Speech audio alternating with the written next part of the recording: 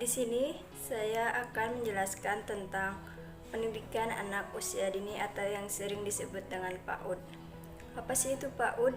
PAUD adalah pemberian upaya untuk menstimulasi, membimbing, mengasuh, dan pemberian kegiatan pembelajaran yang akan menghasilkan kemampuan dan keterampilan pada anak. PAUD memiliki tujuan yaitu kesiapan anak memasuki pendidikan lebih lanjut, mengurangi angka mengulang kelas, mengurangi angka putus sekolah, mempercepat pencapaian wajib belajar,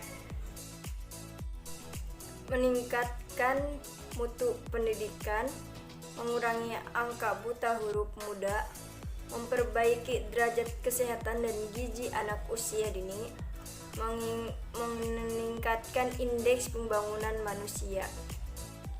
Tujuan PAUD menurut UNESCO 2005. Yang pertama, alasan pendidikan.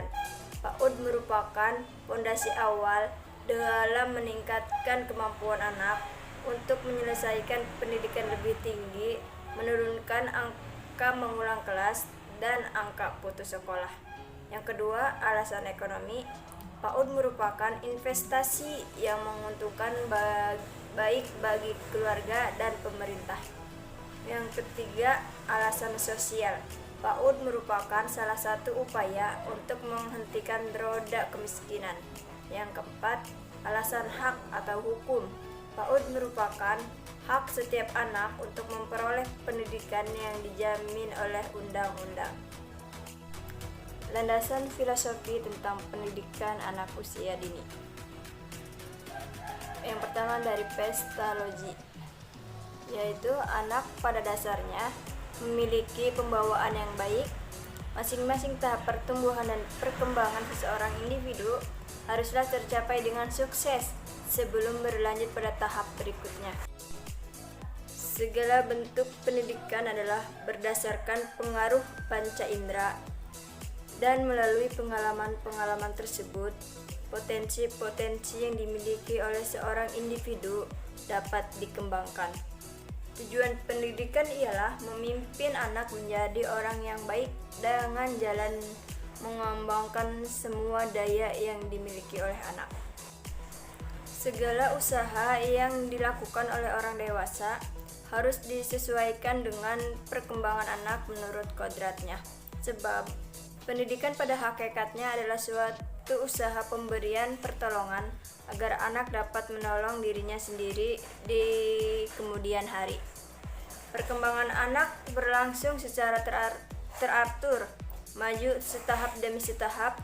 Implikasi atau pengaruhnya adalah bahwa pembelajaran pun harus maju teratur selangkah demi selangkah.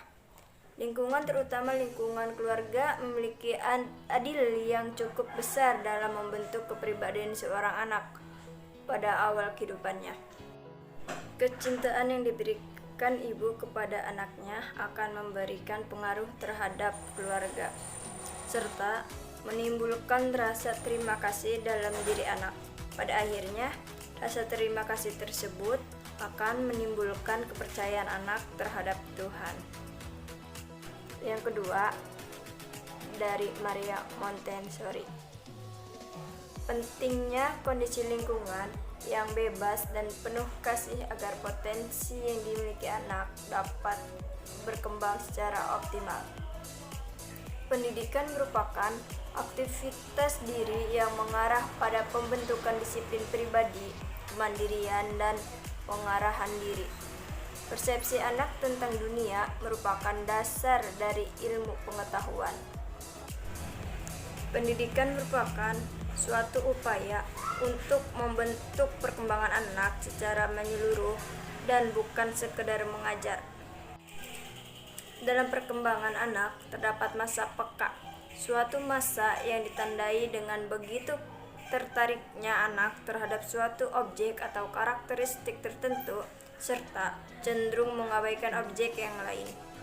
Pentingnya kondisi lingkungan yang bebas dan penuh kasih agar potensi yang dimiliki anak dapat berkembang secara optimal.